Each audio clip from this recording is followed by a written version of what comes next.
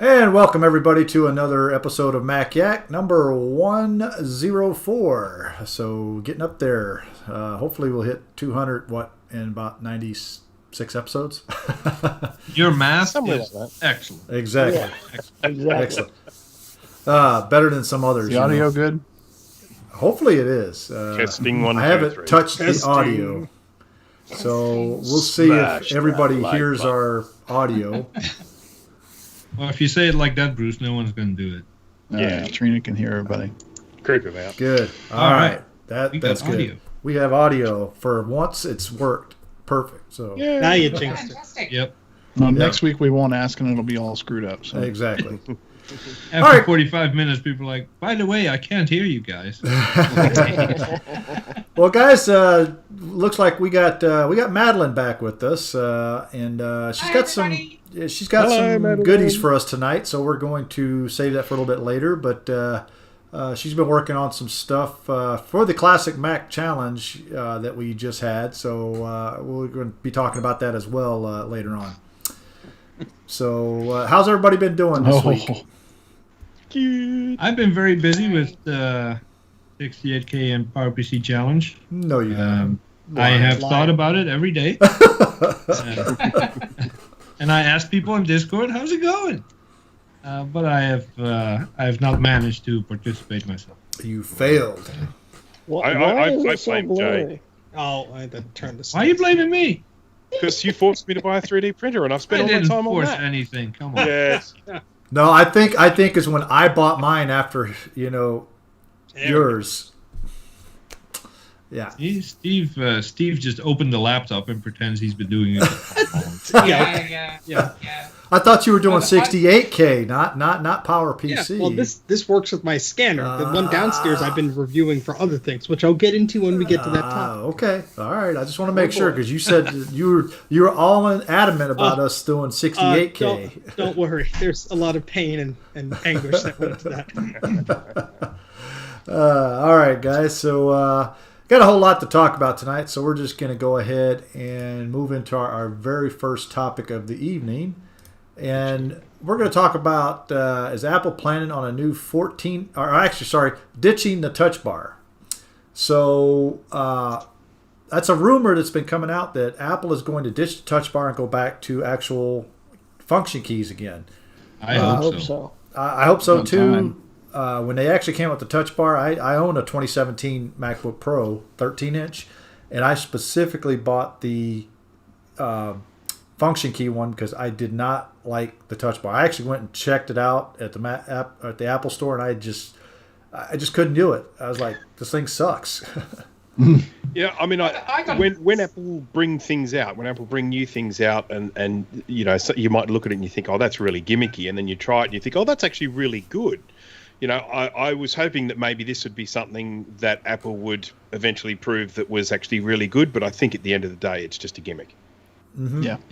The implementation sucked. It's an emoji. You're looking at a laptop with this beautiful Retina display, and then you look down and there's this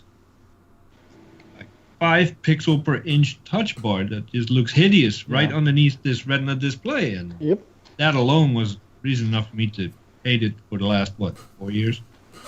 Yeah. I mean, if I'm leave it as in an the option. other camp with this one. Oh, sorry. I love it. I've been using. Who invited her? Yeah. Did I've been using a 15-inch with touch bar for probably 3 years solid, and I love that touch bar. What is it about it that you love? I think that the functions that it displays are customized for the different apps that you use.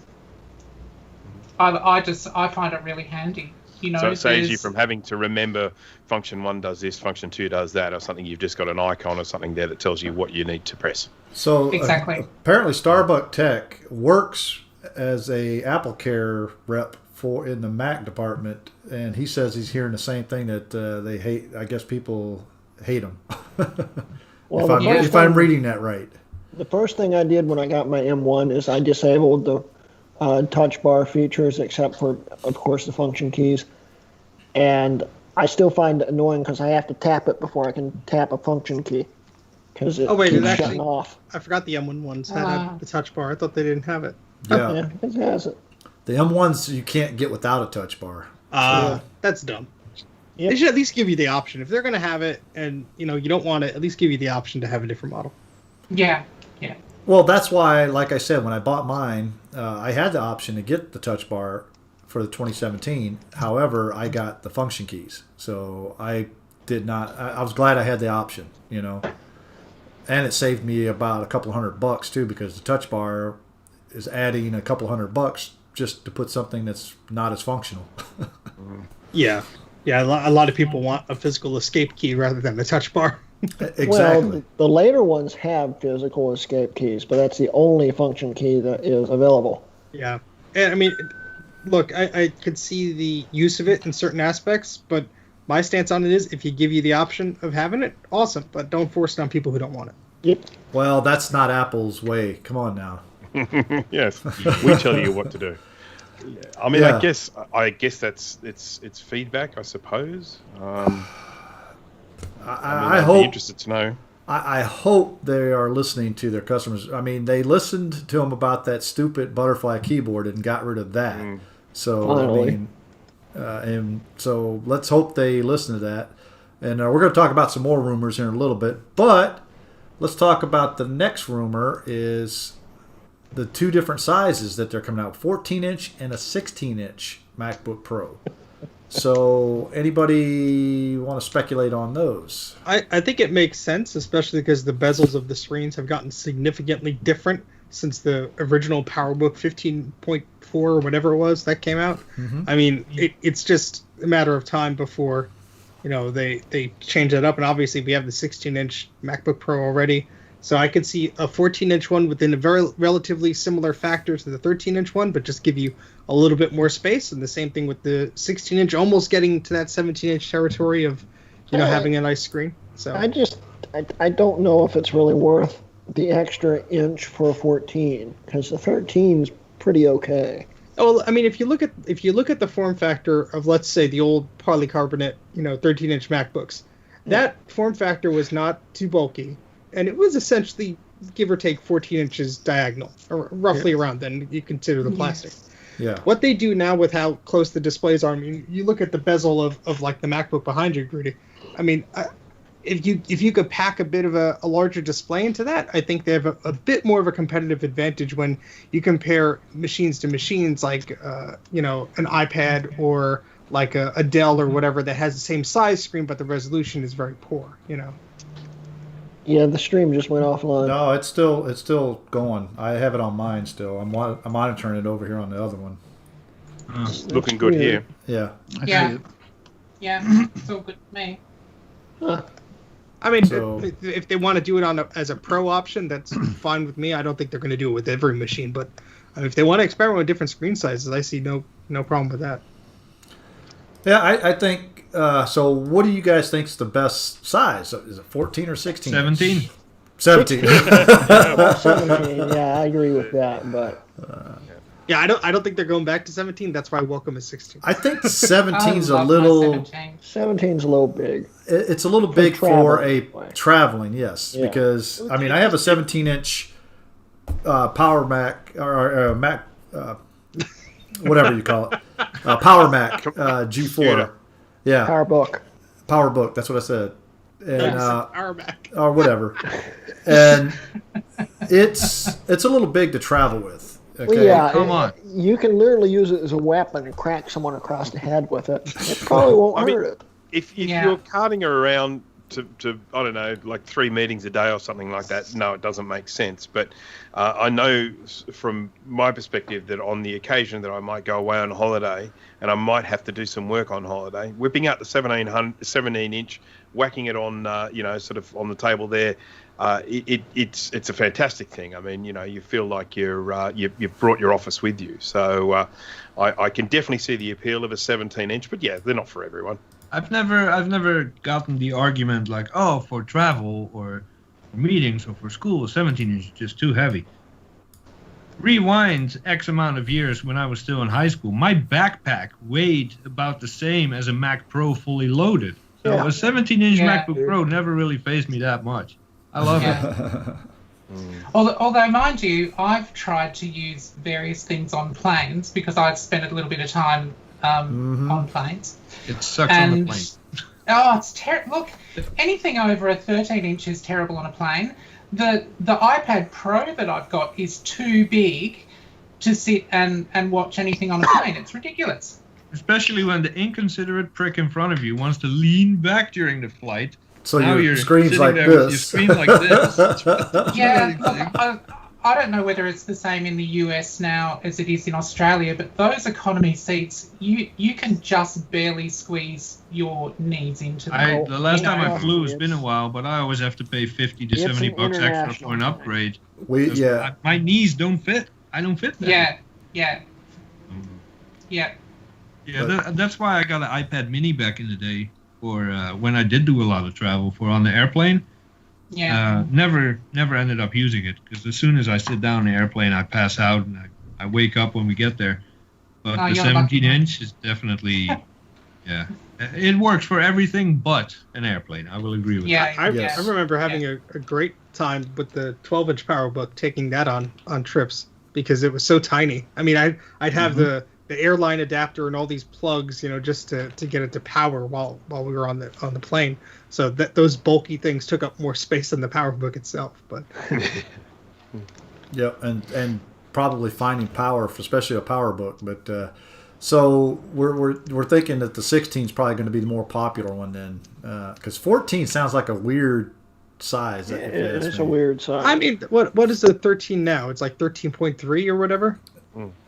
So I bet if they say it's a 14-inch, it's going to be like 13.8 or whatever. I mean, if you took a 2011 13-inch and then just filled up the bezel with screen instead of bezel, you'd have a 14-inch. It'd be exactly the same. It's just going to be for marketing. It's going to be the same. I gotta say though, the iBook, the 14-inch iBook, I loved it. But 14-inch as a widescreen, I think I'm going to hate it as much as a 13-inch. Yeah, I agree. All right, wait to see what they have come up with. So we've talked about screen size. We talked about touch bar. One of the other rumors coming out is that the MagSafe is coming back. I like that. I'm with Jay on that. I'm like, yes. So, so if the MagSafe is coming back, are they going to do a MagSafe USB-C, or are they going to have a completely different type of connector? I think it's going to be the regular proprietary MagSafe. Just for power, but they're still going to have the USB-C ports. That's my take, I think, is going to be on it. I don't think they're going to put USB-A ports. People are still complaining that, I'm still going to have a dongle. But to be honest with you, if you're not buying USB-C stuff now, then, sorry, but that's the way everything's going, Yeah, there's something wrong with you. I think that it would be really cool. I don't think they'll do it, but I think it would be really cool if they stick with the philosophy of, hey, you could charge the machine with any of the USB ports and come out with some type of USB-C style thing. I mean, come on, Apple has research and development money.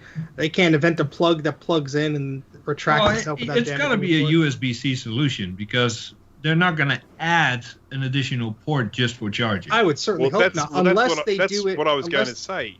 Unless they do it like the smart connector on the iPad. I think adding the port is a good idea. I mean, I do too. Yeah, we think adding more ports is a good idea. Well, no. I'm not saying add more ports in that respect. I'm saying it's still going to have USB-C only, but the only other port is going to be the power port, which is a, MagSafe, and it's probably going to be smaller than the MagSafe we're used to using. I figure they'll replace the headphone jack with the charge port. No, I think the headphone jack's going to probably stay. I don't know about that. On a desktop, if they get rid of the headphone jack for space concerns, I think they're going to have a lot of. Well, we're not talking about desktop. Yeah. We're talking about the laptops. No, well, I meant I meant not a portable. Oh yeah. How much would that suck though? Like you trip over a cord, like damn it, I just unplugged my Mac Pro where I had 5 projects open in front of me. Yeah.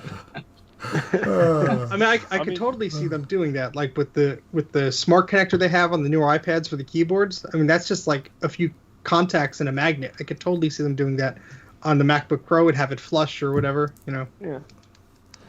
But I mean, one of the things we've often complained about is the fact that you know, they took away a dedicated, you know, sort of power connector, but they didn't add more USB ports. You know, you've now got one of your USB ports taken up with charging the thing. Yep. So if they were to actually bring back a dedicated power connector, I actually think that would be a really good thing. Not likely what they're going to do, but you know. Here's the problem with that. And you look at the iPhones now. I mean, they took away the headphone jack, but yet they kept the Lightning connector on it. And in order for you to use a wired headset, you have to buy a special adapter, or like Jay has, is a little wire adapter where you could charge and listen to it at the same time. Well, that's okay, because Apple makes wireless headphones they want you to buy, so that's a priority. Exactly. Yeah, exactly. I think that's the point behind removing all this crap. Is like my theory about them replacing the headphone jack with the charge port. They just want you to, if you want headphones, to buy an AirPod. Yep. Plain and simple. I mean, I could see the argument for it on a mobile device. I still don't see the argument for it on an iPad Air versus an iPad Pro, because it's silly why there's no headphone jack on there. Yeah. But you know, if they remove from a laptop, I think there's many more uses of a laptop to have a headphone jack, like DJs and crap like that. Than, yes, I agree. You know. Yeah, but they make dongles for that. I know they do. I'm just saying the argument of, well, we need more space to put the battery in and all. I mean, a laptop is significantly larger. But then again, they did it, I think, on the iPad Pro. I don't recall 100%, but whatever. Well, no, I think going to be Apple. Yeah. Didn't iPad Pro they still have a headphone jack, or is it not? I can't remember. Madeleine, no, it doesn't. It does not? Okay. No. So they took that out then. So they made it basically, it's another big iPhone. I'm of the similar concern as what Sean just said. Maybe it'll be one of those stupid wireless charging circles that you just put your laptop on. That's Because they're not possible. going to redesign the board. The It's separate very connector is possible. not coming back. Every That USB-C would port is connected suck. to the power circuit to charge your Mac. They're not going to redesign that. So what are they going to do? Put a little circle on the back of your Mac, your actual the screen? That sounds Could be about on the right. screen. Yeah, I don't know. I don't know. Because Very how would well you put it on be the bottom? Because then it's like it'll wobble. It'll probably be where the Apple logo is, something like that. Yeah, probably like that.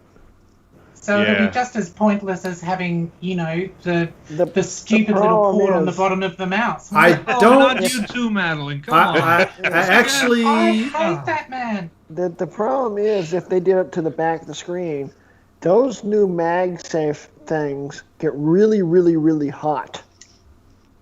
Well, that's Yeah, because but if Apple you're, has no issue with heat. So it's going to Yeah. screw up the screen eventually from getting so hot. I don't think they'd put it on the screen. That would be just one more set of cables to put through the All right, freaking so inch. where's the other? If they do that, I mean, I don't see them doing that, but where would you think they would put it then? I would Exactly. assume just like I've been saying with the iPad Pro, it has that smart connector or whatever. Just have it on the bezel right next to one of the ports. Could be. What, the little small wire? Yeah, it has like MagSafe? little like 3 or 4 magnetic or contact pads or whatever the heck you want to call it, and you could snap a magnetic connector to it. I mean, I could see them doing something like that. I don't know if they're going to do it. I mean, who knows? But that would be the elegant way Apple could be like, "Ooh, look how fancy we are." That would actually, because then it's flush with Yeah. with the MacBook, but because I know it's flush with the iPads, because my iPad 7th gen has the 3 little dots for the keyboard connector, so I have a keyboard connector that connects to it. It's got the 3 little spring, it's the little spring loaded pins, and it sucks up to it, and boom, I have a keyboard. Yeah, I think in yeah. a perfect world, Apple should. Everything internally is pretty much possible to be transmitted over Thunderbolt. USB, power, video, audio, everything. Yeah. I think they should make like 1 inch of the side of the laptop to be detachable, just with a port. And you can order your options. If you only want 1 port, here, plug this brick in. But then if it's you not want 5 unibody. different ports and a mini jack, But- or plug this one in. But it's Make not- it modular. But it's going to have a line there, and that's not aesthetically pleasing. Yeah, to they'll Apple, figure it you out. know. Apple, Jay's saying bring back. yeah, no.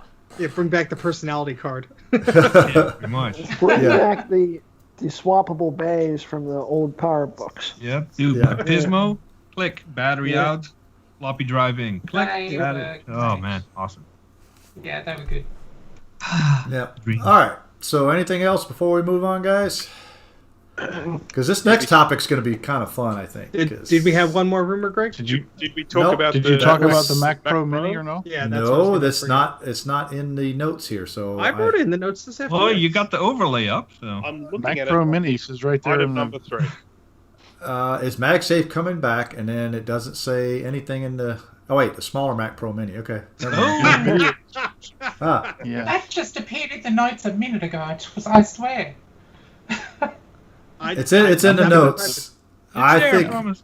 I think it just got put in. Yeah. It's in the YouTube description. Yeah, it's in the YouTube description. Sean YouTube. saying new cube. Yeah, so a lot of people are saying it's But there's no overlay for it. So Speaking of Cube, There is I an gotta overlay. throw this in really quick because David is here. Have y'all seen David's latest video yes. where he Yeah. updates his LED mod for the Cube Apple logo? And Oh, where he just blacked made it, out the logo? yeah, he just made it a whole lot sexier, and it's not RGB. it's well done. It's the way I would do it if I were inclined to put an LED in my Cube. It's nice. You gotta check it out. come on, you know you're gonna do it, Jay. Nope. Do it. Nope. Do it. Yep.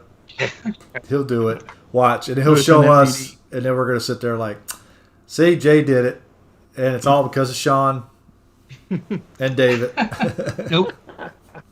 I resist. David took the classy route, is what Sean just Yes. said. Yeah, so So Mac the Pro rumor is- Mini, I like the sound of that. I like the sound of it as long as it is as kind of, Pro. what's the word? As long as Modular it's as upgradable and Upgradable. modular. upgradable as the big one. Yeah, that's right. Yeah, I mean, I accept yeah. that it won't have as much space in it. But Well, All they have to do is Smaller make version. it bigger. Keep the Mini exactly as is. Not the current one, but the 2018 model that has some horsepower and some ports. Keep it like that. Put it in a box that looks like a Mac Pro and add one PCI slot for a graphics card. I give us And you're done. 2. and a whole stack of RAM slots. It Yeah. would be nice, yeah. Yeah, and some SSD slots, and Yeah. just something that you can Yeah. fiddle with. Well, 2 and PCI we're slots talking and about at least Apple 4 here RAM slots. and wanting to solder everything onto the logic board. So Well, that's why they put a Pro moniker in front of it and charge you an extra $800. I'm going to Yep. say they're not going to do that because even the iMac Pro is pretty crappy as far as upgrading it. I mean, I think you can upgrade the memory and maybe the CPU, but other than that, I think nothing else is upgradable. I think the Yeah, but graphics is if soldered they're gonna onto the call this logic a board. Mac Pro, if they are, and that's just a rumor, but if they're going to call this a Mac Pro, I would be very surprised if they really soldered a bunch of crap into it.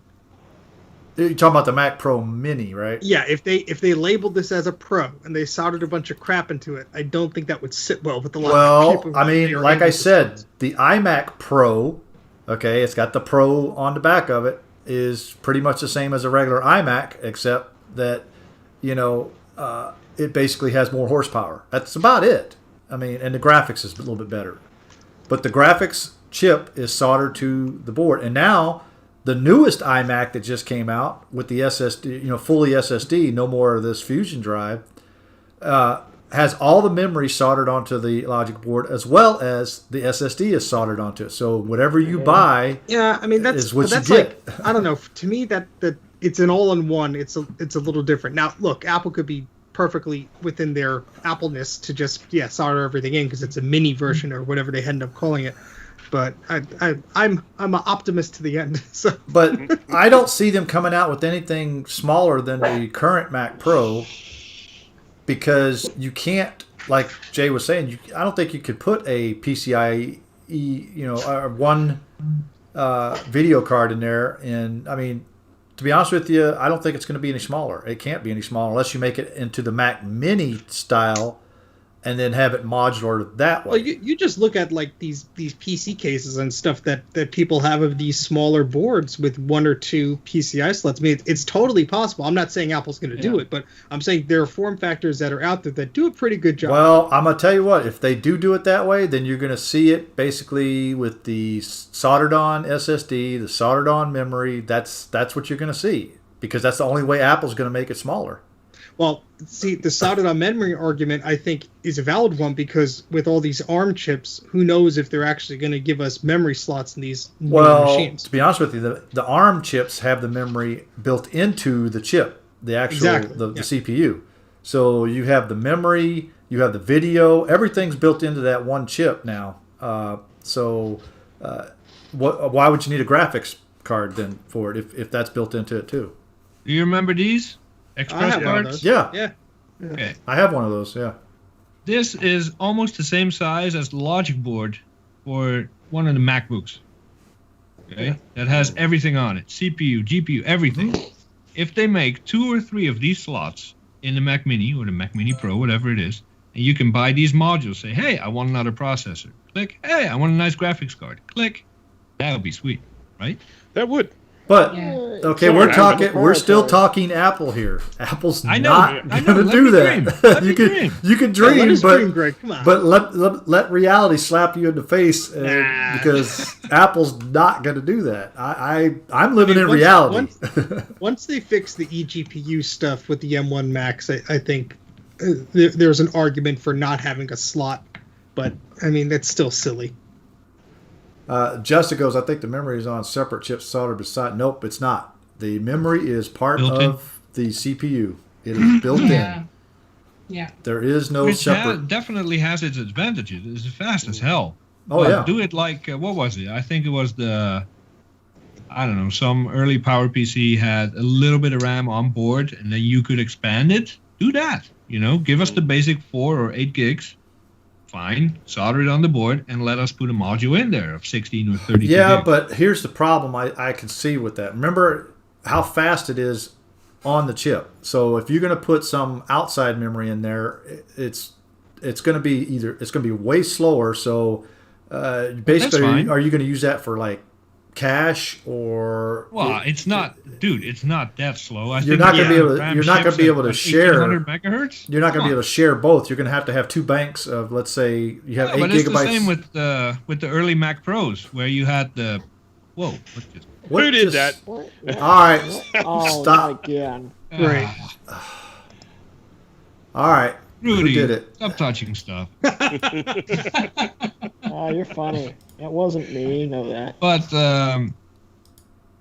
we're all still here. For the early we're all still here, but Rudy was messing with PCI things. slot configuration. Not every slot could do the same speed. You had to choose and configure it based on your needs. So let's say if they provide a Mac with a base model with 4 or 8 gigs soldered on, and you want to add 32 gigs more, that's fine, but you sacrifice a little bit of speed. That's a configuration you can choose for. And I think a lot of people would be happy with that. I think the RAM is. But again, I'm going to sit there and say that's something that if you think like Apple, they're not going to do that. And you stop squashing my dream. It's been a week, okay? Do you have Let me have magic tablet, Greg, that you know exactly what? No, I'm just saying that the history of Apple so far has been they're not going to do something like that. You never know what the heck they're going to do. They could come out tomorrow and say we're replacing all lightning ports with a port shaped like a gummy bear because it's what we want to do, and they'll freaking do it. So it's also worth mentioning that we're pretty bad at predicting stuff. Exactly. Yes. We have bad sources. People take advantage of our gullible You can nature. put the blame any way you like. Yeah. To this day, I don't blame Bob. I do. No, I think it was some good sources. Just that Apple went the different direction than what. Well, I think they were also trying to misdirect potential leaks and stuff. Oh, they're always doing that, I'm sure. Yeah, exactly. Yep. Okay. All right. So, have we beat this one? Yes, to the ground? because everything I say, you squash it like a damn bug. I know. So I'm the unhappy person. I'm the realistic. A pessimist. Yeah. All right, guys. So the next topic here is collecting or hoarding. Okay. When does collecting become hoarding? And looking up here at my shelf, and I showed Madeleine this earlier, I have a ton of iPads, a ton of MacBooks, iMacs, keyboards, all on this one shelf here. I don't know if that's hoarding quite yet, but it's getting close. Well, I I don't actually think put it's this. getting close at all. I put this topic in here because of some stuff that I've been seeing on the Facebook forums, and I'll just quickly explain that, and then obviously just let everyone sort of have their say about it. But someone relatively recently posted an image of their computer collection. It was breathtaking, absolutely amazing, and very neat and tidy, and huge amounts of stuff, and compact Macs in piles and that sort of stuff.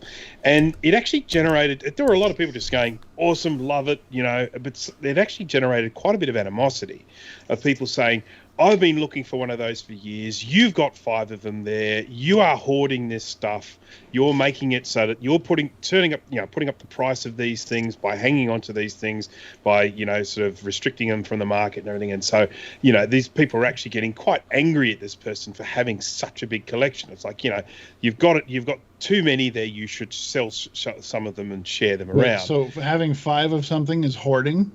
All of a sudden? Well, okay. Well, having 5 that of one of the ones that you want, if you want it, it's hoarding to I you. agree. That's why I only have one of each.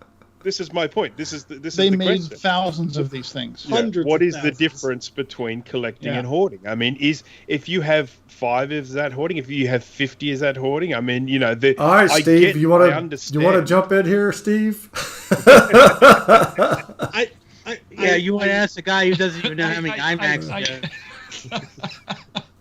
has. I think that people also have to understand that it's very unclear when a picture is posted like that of where these machines came from, how long the person has had them. They're just making assumptions because they're jealous. They're just jealous. They want something you have. It's just pure jealousy. Steve, all the assumptions floating around online are based on your basement. but what's funny is that someone will see that picture and go, oh, he has like 4 Macintosh SE30s or whatever. Well, for all he knows, they have no logic boards in them. They're just cases, or they were about to get scrapped, and this guy stepped in and said, you know what, I'll take those off your hand.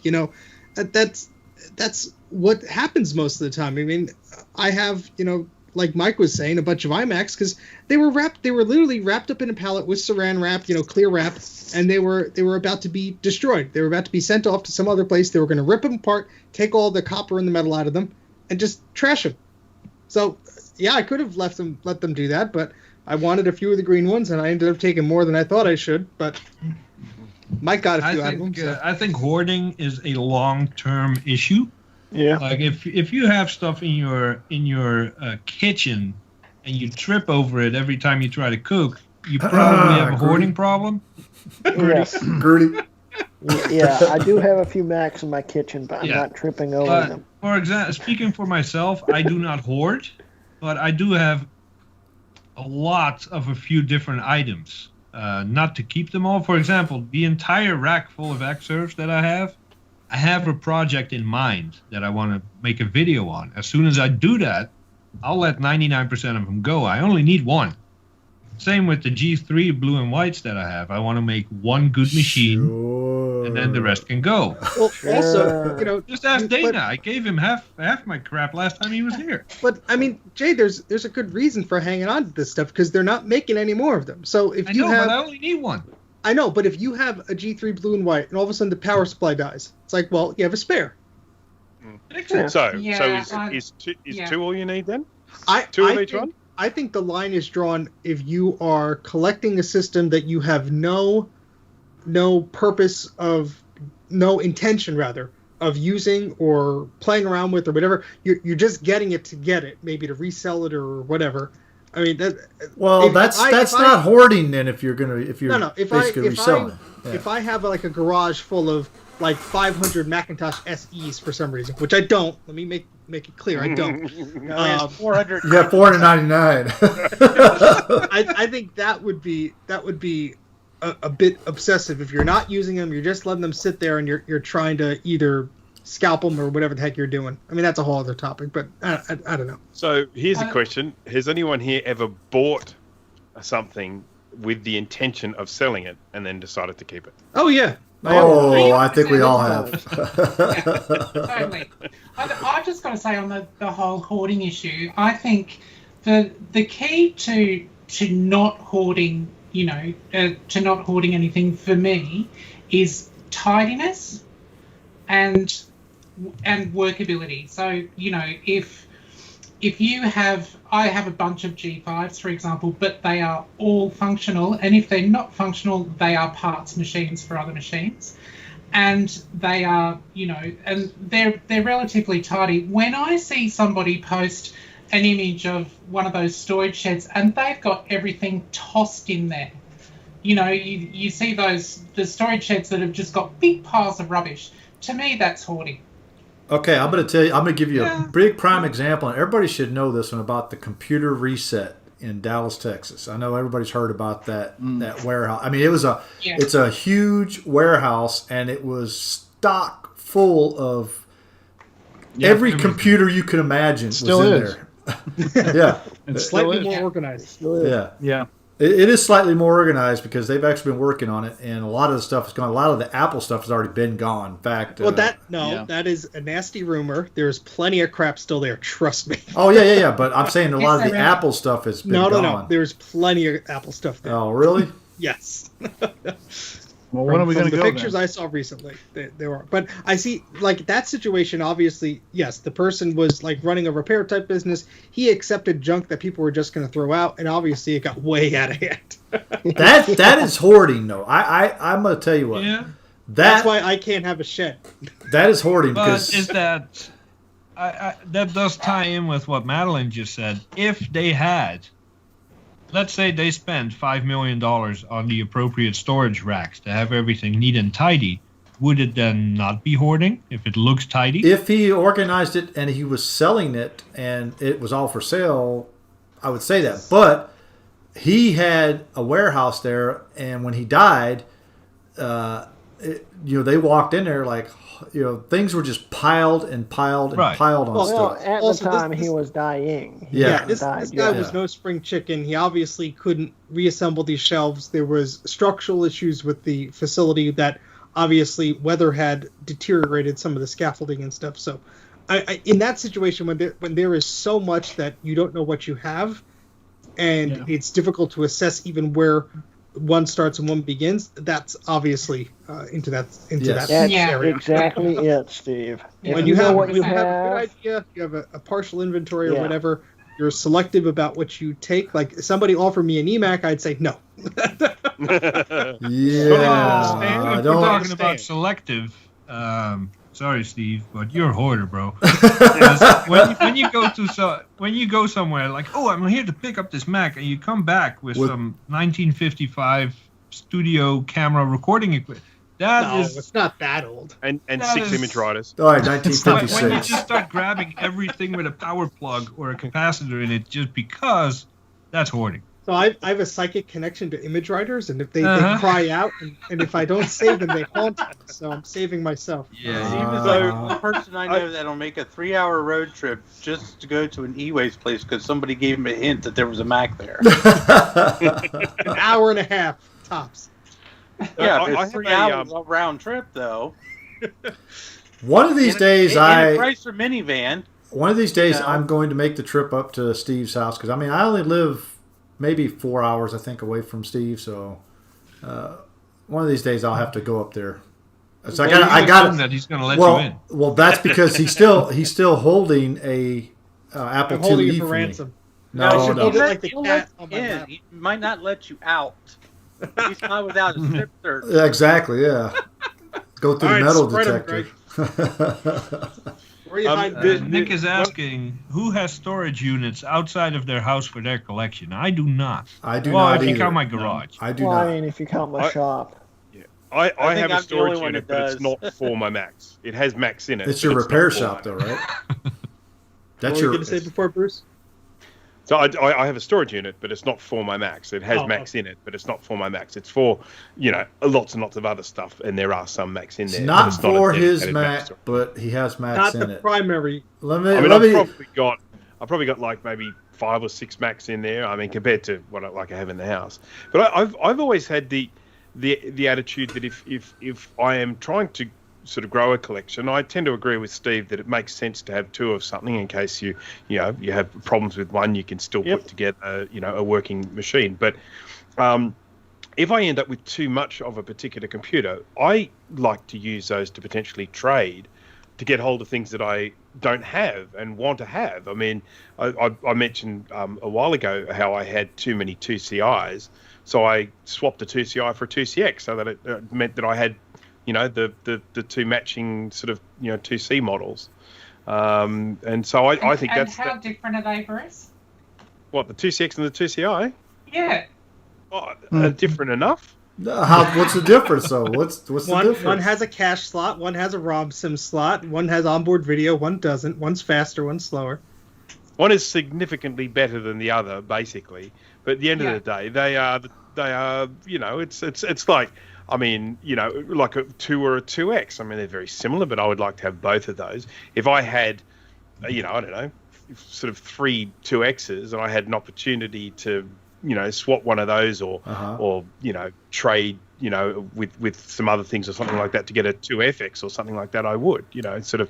So use the ones you have, the surplus ones you have, and to try and do trades to fill the gaps in your collection. And it's much cheaper to do that than to pay cash for the silly asking prices that these bozos think that. Oh, this is a Macintosh Classic. I want $1,500. Or you hold on to it until you can say, "Oh, it's nice and rare," because and everybody's destroyed all these.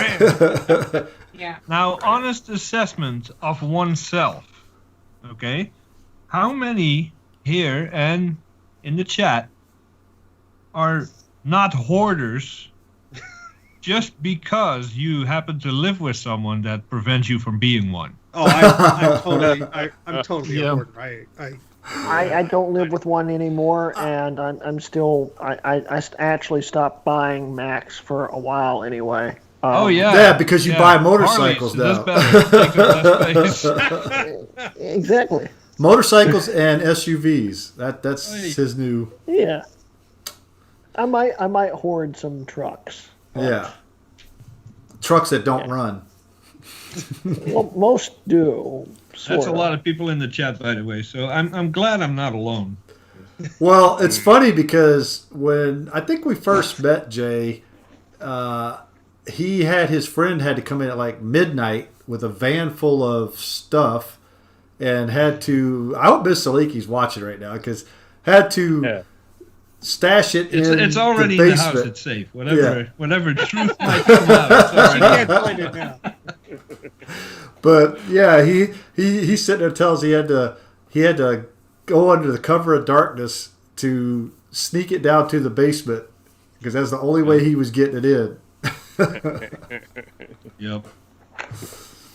So yeah, I got to tell you, I'm not encouraged to buy any more gear, but I'm not discouraged either. I'm probably lucky in that way.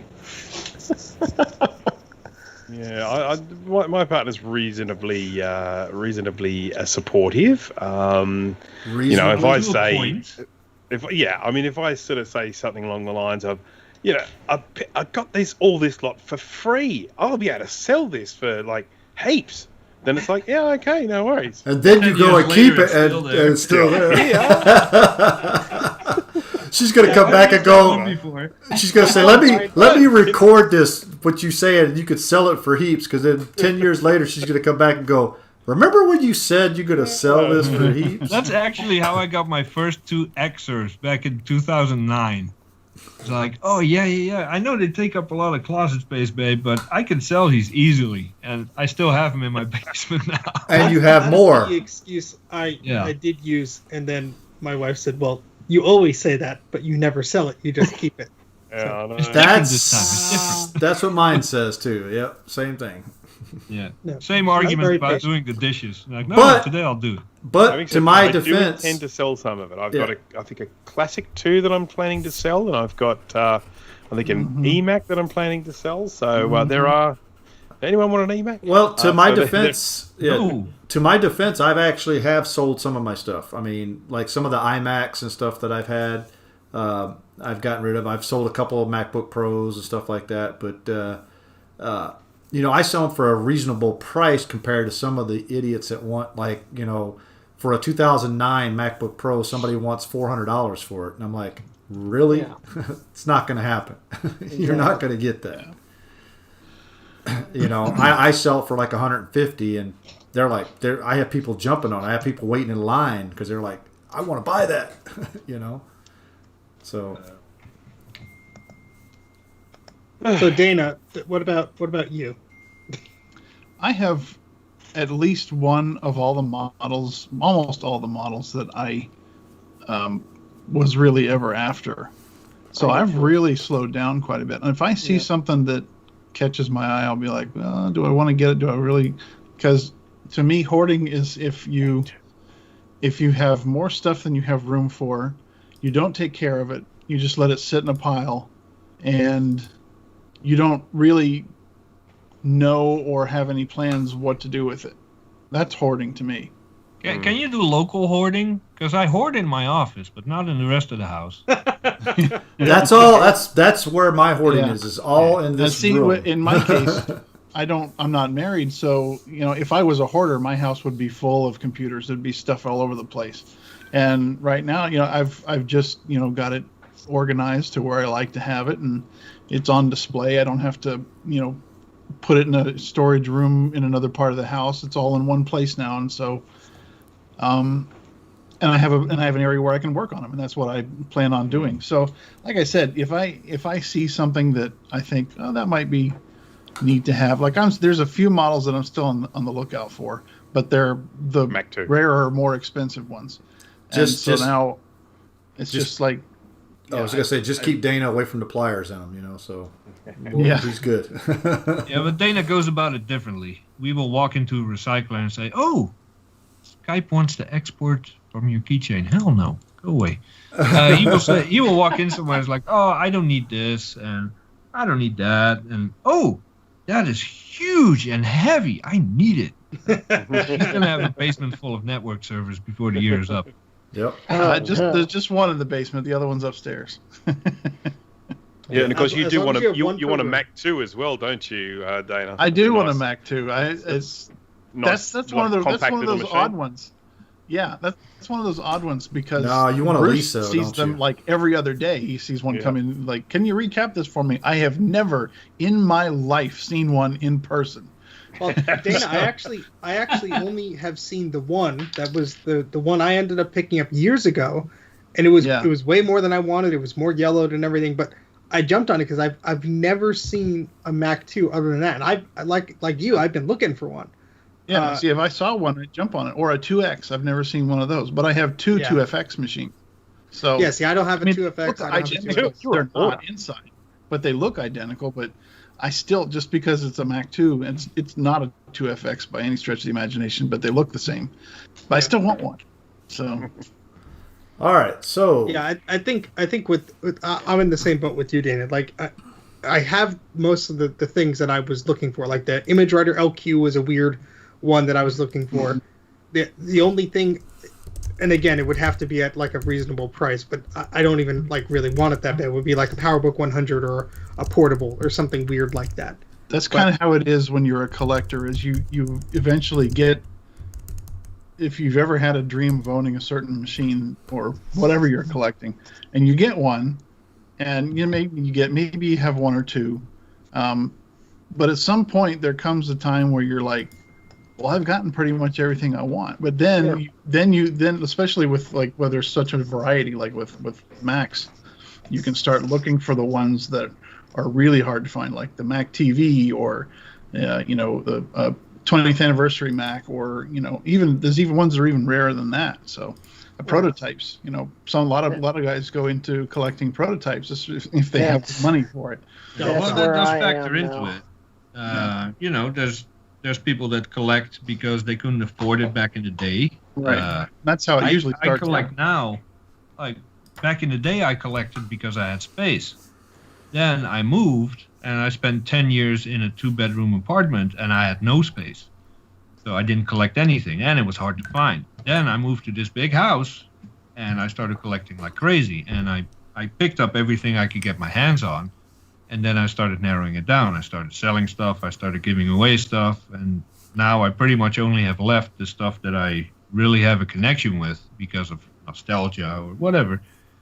So that leaves me with G3 and G4 and Xers, pretty much. That's it. Everything else, I sell it right away, or I don't even bring it into my house anymore. Yeah, like So, if I see something that, even if I can't use it, but I know, like, okay, I'll save this, I could trade it or something like that, or something like, I'm really, I know you guys are laughing at me, but I really try and be selective of the newer things. unless it's lime colored. Oh, that all bets are off. He's selected to the point of how much can I fit into my Prius? Yeah. Yes. But now Doesn't he have a we're all van? screwed because now he has a minivan.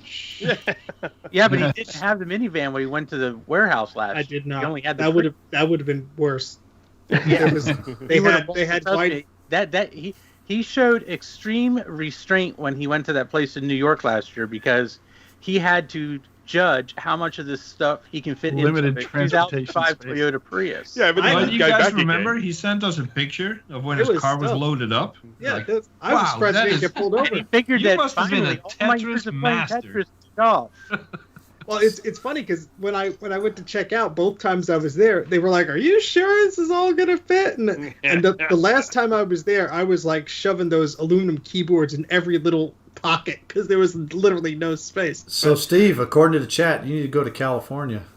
Every single like post I see of like there's like a sea of beige Macs and the guy's like, "Oh, I found these in my garage and I don't know what to do with them. Does anybody want these?" It's always like on the other opposite side of the country. So And the prices are always messed up. So I Not- get it. not You're always. in California, but it's not worth that much. I've seen Which is- some good ones, but there's always a bunch of people jumping on them. But Goldberg pricing, if right? if I was there like with the van, they were some pretty interesting looking widescreen CRTs that I don't know where the heck I would have put them anyway. So Oh, you would have found room. You would have found room. CRTs. Yeah.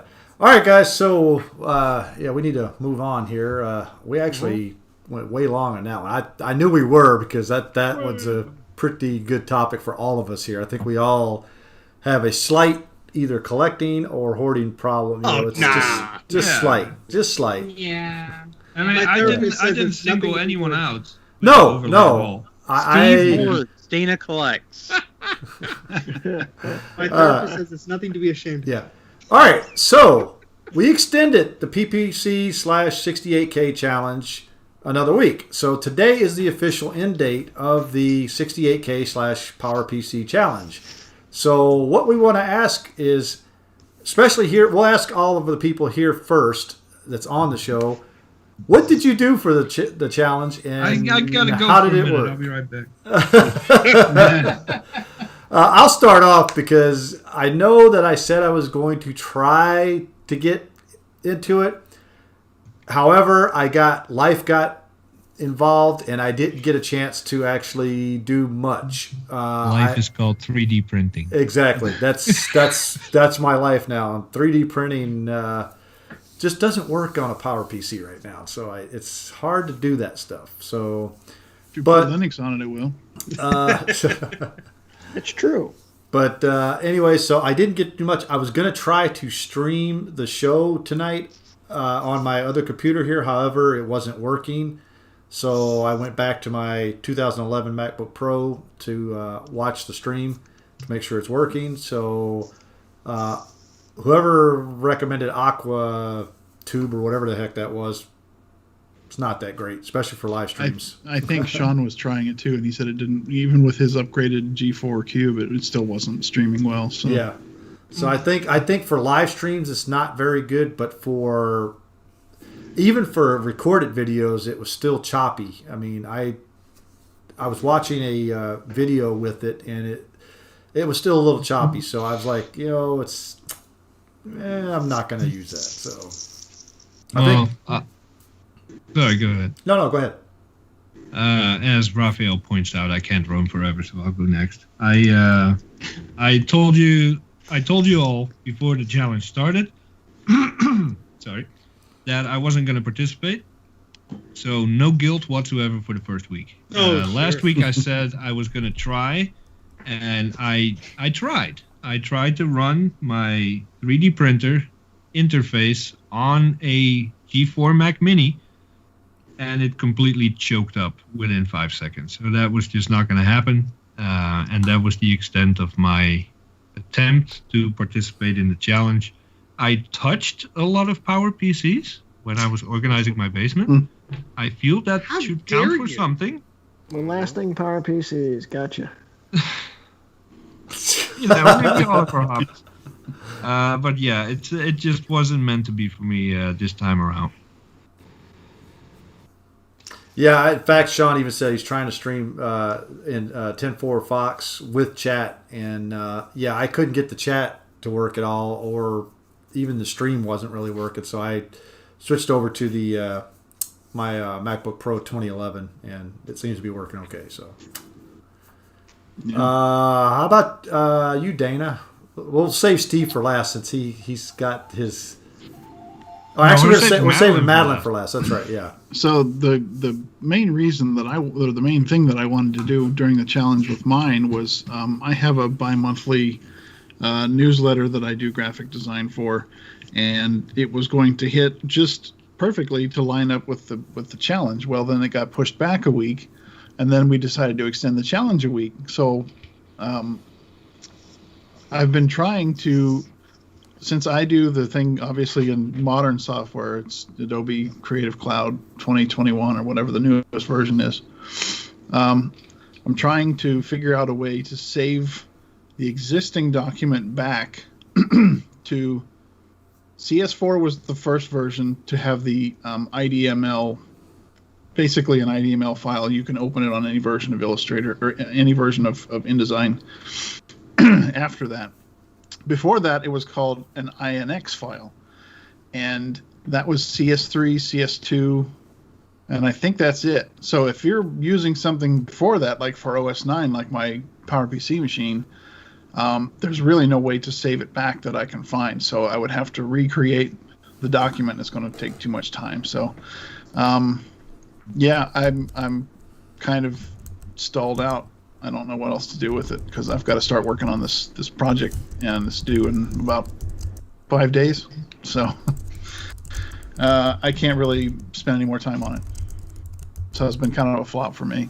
Okay. Bruce.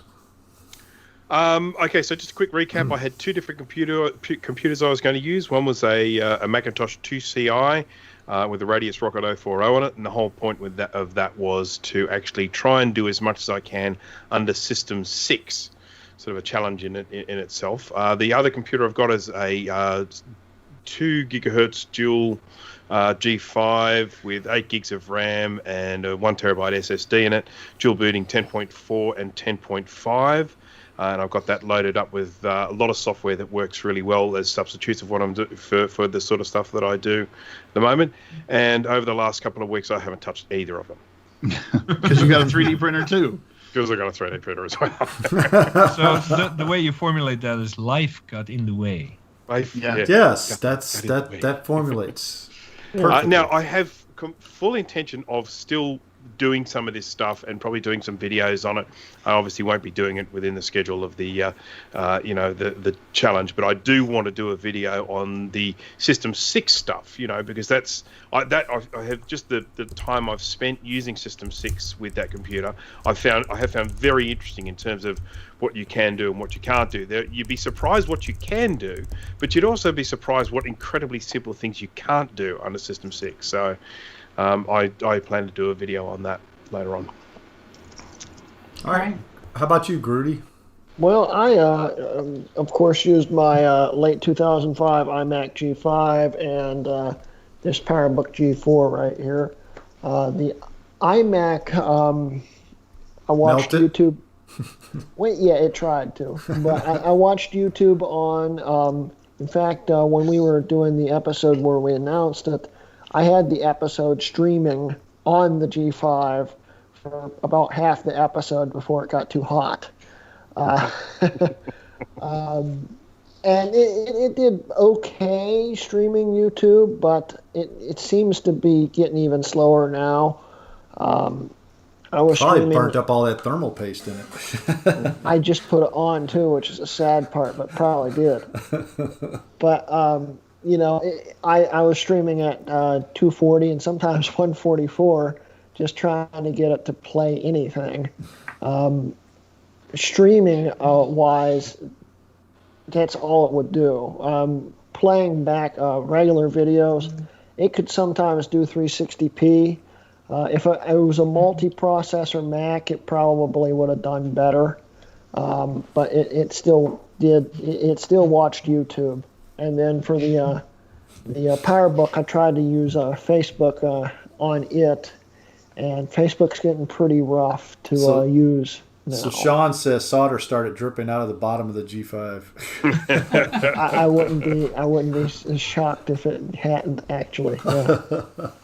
So yeah, that's about all I did, and I did some web surfing and stuff on them, but Jay, you know what's sad about that is we did more than you and I did, so I know. that's bad. Mike, how about you? Turn your microphone on. Oh, there we go. hello, Mike. Sorry, I have to keep my microphone off because my cats. Ah. Yeah. So, no, I didn't really do anything because my house is ripped up right now and everything else. I just got the computer set back Life up. got in the way. I've been having nothing but issues. I've actually, the first time ever I've had issues with this iMac was when I wanted to use it for the PowerPC Challenge, and some stupid brain cell inside my head decided to try to install Leopard on it on the second partition, and that was just a disaster, and the computer has been so screwed up ever since. And yeah, I could barely even get on the internet with it. It was so slow because I was running on Wi-Fi. I didn't have a cable connection because it was in my bedroom. So Didn't we say this a couple weeks ago, Jay, that Tiger? Well, he has made me promise that next time he even thinks about installing Leopard on any PowerPC, I drive down there and slap him in the face repeatedly. yeah. Okay. Now, This is running Leopard? I wasn't installing Leopard on top of Tiger to replace it. Yeah. I wanted to try there's a 10.5 tube or something I wanted to try, and it only works on Leopard. So that and WebKit.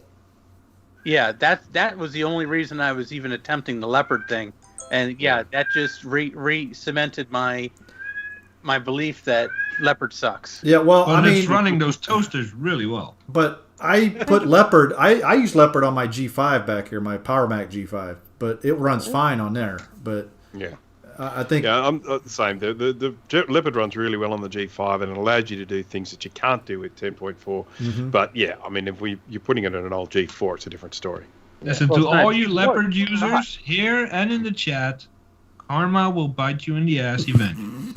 You say it works fine for you. You got no issues. Blah, blah, blah. Just wait.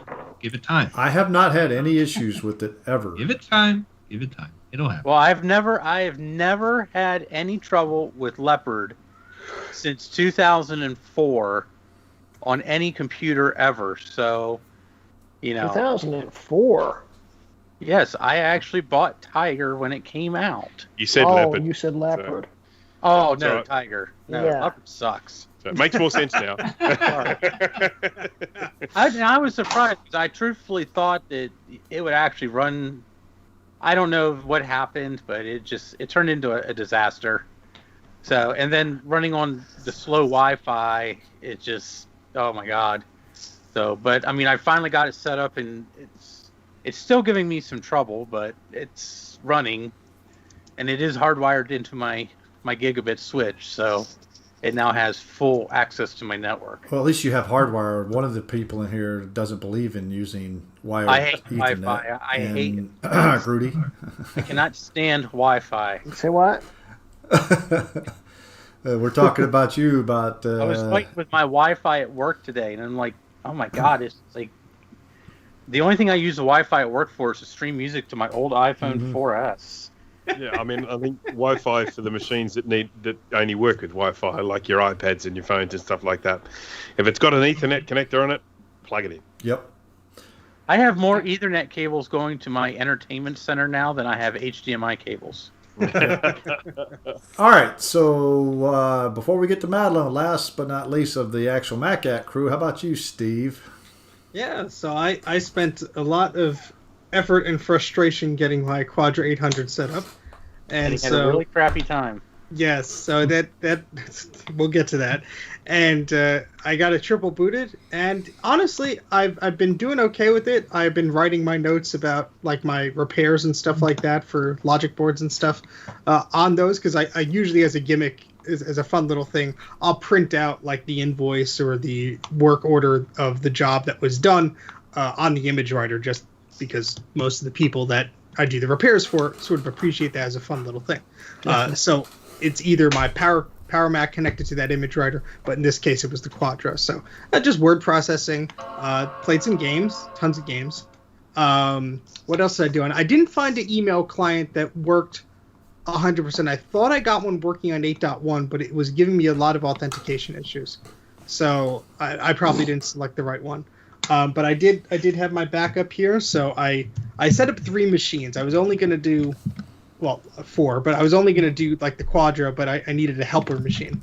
So I decided the helper machine would be my PowerBook, and I'm just going to unblur my video here. That's when it pays to be a hoarder. Yes, I had my 12-inch PowerBook. This is a 1.3 gigahertz model, and this has been running pretty well. I've been using it to scan in a lot of photos and stuff because my Canon 8800F or whatever the model is scanner works great with slides and transparencies, but they never updated the drivers past line or whatever. So sorry to interrupt you, Steve. Is that the one that you put the SSD in on? Yes, it is. Was it a live stream or a Skype call? I don't remember. Skype call. Yep.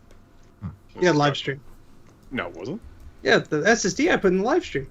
Was it? Yeah. I thought it was a Skype call. No, because I'm surprised it almost has 1,000 views and it's like a 5-hour live stream or something silly like that. So, apparently people like GeForce. But yeah, so it's been working pretty well. I've only really been downloading like games and stuff on this and software and then transferring it over the network to the Quadra because Tiger still has, better Apple Talk functionality than Leopard does. And I thought I was going to use the G5 more, but I really haven't. I had an incident in my basement where the pipes were putting water the opposite way they should have. So I was sort of out of commission of accessing some of my goodies for a while. But to answer the question in the chat, this does have 2 partitions on it, so I can run Leopard if I want, but it's currently running Tiger because that's what I found runs best on these old PowerBooks. But really, I was able to do more on the Quadra than I thought. I mean, I wasn't pushing it really. I was able to do some minor web browsing on Macintosh Garden, stuff like that. You just have to be patient. And download speeds are always slow for whatever reason. But yeah, I had fun doing it, and I'd like to investigate more into the software side because I spent so much more time with the hardware and setting up the OS and everything that when it got time to actually use the machine, I was like, okay, yeah, I need to figure out what else I need to do. And Grudy, it's a sin that you're running Windows 95 in the background there when we're trying to talk about PowerPC at 68K max. What is wrong with you? Yeah, you should use that computer behind you for target practice. Not the monitor though. This is what got me into tech. So. What got you into collecting trucks? Yeah. Sort of the same reason, my dad, but still. Yeah. All right, Steve. Yeah, no, the basement issue has been resolved, thankfully. All right. At great expense. So is that it, Steve? Yeah, that's about it. All right. Before we move on to Madeleine, I want to say that Madeleine's story and everybody that emailed me and shared stuff on Discord, I will be putting it all in a nice, tidy format on the website tomorrow. So neat. Stay tuned for that. Nice. That's it. Back to you. Yep. So it's all yours, Madeleine. Oh, okay. Well, I didn't realise that I would rue the day that I decided to do this challenge on a 128K Mac. Well, you're not the only one. I don't think I think there was one That other was person. Very optimistic. I think it was Scarlet Swordfish. Yeah. It was optimistic, and I had to come up with a way of working so that I could use the 128K. And a couple of years ago, I came across this old Radius advertisement and decided that I wanted to reproduce this illustration that was sitting on a two-page display on a bunch of old Macs that, you know, were running various paint packages. And so I found that illustration and I sat down and I said, all right, what if I look at what I do on a day-to-day basis and come up with a way of doing it with what came bundled with the 128K Mac, which was basically, you know, just Mac Paint and Mac Write. So I started with the illustration, and, you know, there are a bunch of things that came up that I had just completely forgotten about the 128K and the way the Finder works. You know, it's completely different. There's no restart, there's no shutdown. Swapping disks is problematic at best. You know, you really have to you have to eject one package, shut the 128K down, put another package in, like if you're swapping between Mac Write and Mac Paint, and restart the machine. Basically, it's the only kind of tidy way to do it. And then these two packages, I think they were let's face it, they were groundbreaking for the day. You know, we all came from text-based machines that had, you know, a bunch of different keyboard commands, and you never really had, I guess, on the screen in a GUI in front of you a good idea of what you were doing, like you did with the Mac and the 128K. But it's not a lot of memory. You know, it's. Yeah. I often say to people, look, these machines are allowing me to draw an illustration and write some copy on something that probably has less memory than your 2021 car key. You know? and I think that's super impressive. But there's other things that you come up against as well, like every copy and paste has to write to disk because there's not enough memory to keep it in RAM. Every time you move around an illustration that is outside the bounds of that small screen, it has to read it from disk, and it has to save the bits that you're not seeing. And then the limitations of Mac Write are just completely dumbfounding. I really, they couldn't fit anything into that software package. You know, you can't, for example, they supply a memo on the disk with Mac Write, and it looks like absolute rubbish. And I realise why it does now. That for example, left justified, centre, right justified, and, you know, justified type, they're global commands. You can't change a line of type to be centred at the top of the screen. Oh, it's just not possible. The tab stops on the ruler at the top of the screen, they're global commands as well, because you can't have different ones for different sections of the document. It was very, very, very basic. The interesting thing, though, was I changed the date one day, and I posted about this on Facebook, and a lot of people didn't get how significant it was. In Finder 1.1G, if you change the date to, you know, 14th of the 1st, 21 with the 2-digit date code, it will recognise it as 2021. I think I saw that. Yeah. Yeah, which System 2 to 6 and 7 won't do. So I don't know why that is. I just found it really interesting. Interesting. That's cool because I did boot up a 512K when I was shooting B-roll for the clone video, and I was running 1.1, and I did set the time, and I was very curious to know if that happened on your 128K as well. Yeah. I found that quite sort of outstanding.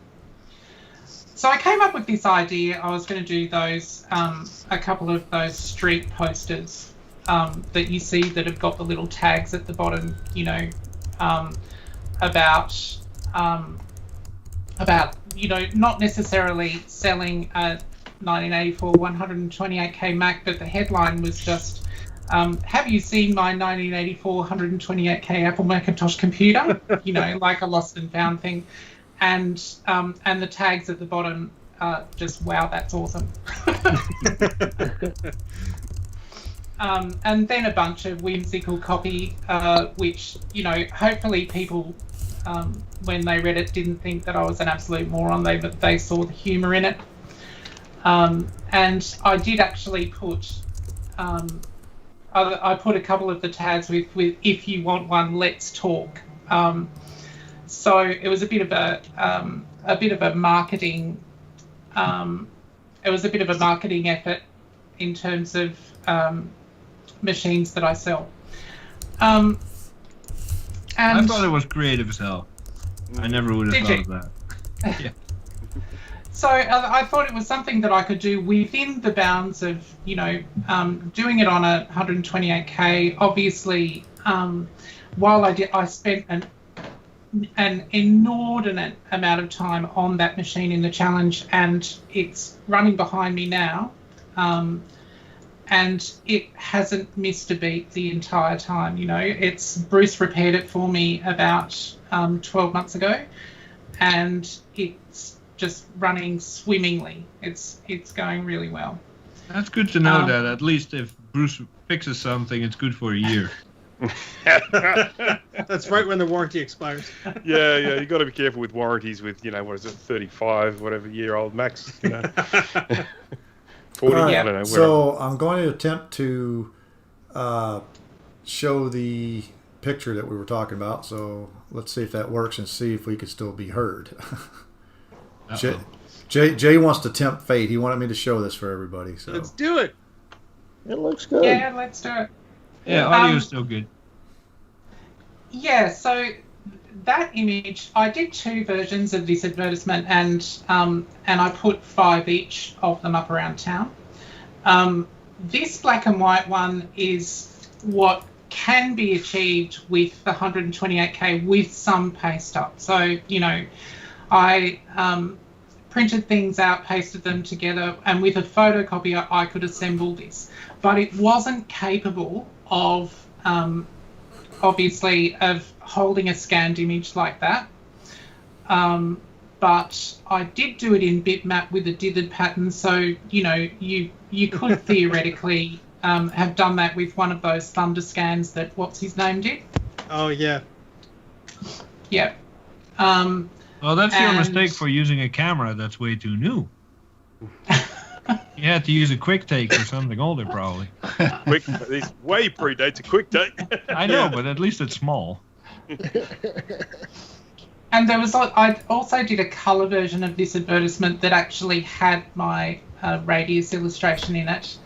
And I printed those out as well. Now, if I had have done that in 1984, I could have achieved it. But it would have cost me, maybe $500 or $600 at a trade house to get the type reversed out, and and it probably would have cost me a lot more money to get colour printed. But I thought, definitely. I'll put some of these colour ones up as well and see if I get a different reaction from those. And really interestingly, I put these up on the Tuesday night. And I went around and checked on them on the Thursday kind of mid-morning. And people had taken away the tabs from the bottom. That's awesome. So some of them had my email address on it, and I'm furiously sitting here refreshing my email, going, "When are they going to email me?" But a lot of the tabs that just said, "Wow, that's awesome," people took those too. So I can tell you, with a bit of quantitative study, that 7 out of 10 people thought the advertisements were awesome. And approximately 3 out of 10 people may or may not speak to me at some point about buying some kind of vintage machine. I think it was a super creative way to spend the challenge. If I would see a flyer like that up on a pole here, I definitely would take one just to send an email like, dude, this is badass. Yeah, but Jay doesn't collect any beige stuff, so. No, but still, it's the thought that counts. So. Yeah, it's the same sickness that we all have, so it's like, you're one of our people. Yep. Yeah. And we'll get him onto beige eventually. Nope. Yes. I gave all my beige to Dana. All of it.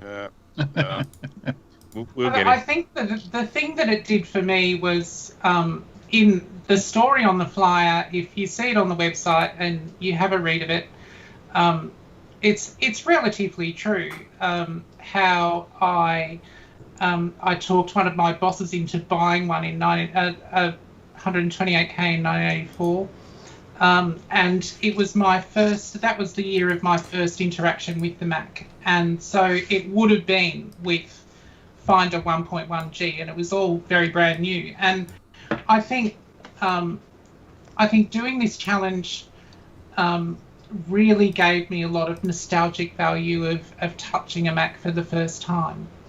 And I remember just, 37 years ago, having the same kinds of difficulties with the mouse that I even had today. That that Mac Paint was relatively precise when you work in that big fat bits bit, but when you're moving things around the screen in normal view and you're trying to move something within 1 pixel, you've got to use a lot of strength, and you've got to kind of hold the mouse in 1 bit, and then you might be sitting on the edge of a pixel, so it's teetering between the two, and then suddenly you let go of the button, it's like, bugger, I've got to undo it.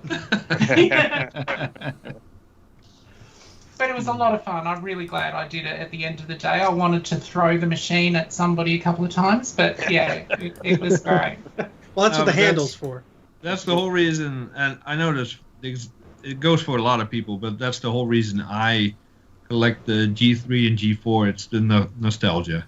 It's that feeling like when you set that thing up, you boot it up, in my case, macOS 8.6, and you start messing around. Before you know it, it's 4 a.m. in the morning. You just had the best time ever. It's awesome. Yeah. I think that's just sort of reverting back to the earlier topic. That's got to be one of the big differences between collecting and hoarding. If you pull these things out every now and again and play with them, make sure they still work, install an OS, play a game or something like that, and then tuck them back away again, that's collecting. If they're just sitting there gathering dust, getting rusty, whatever, that's hoarding.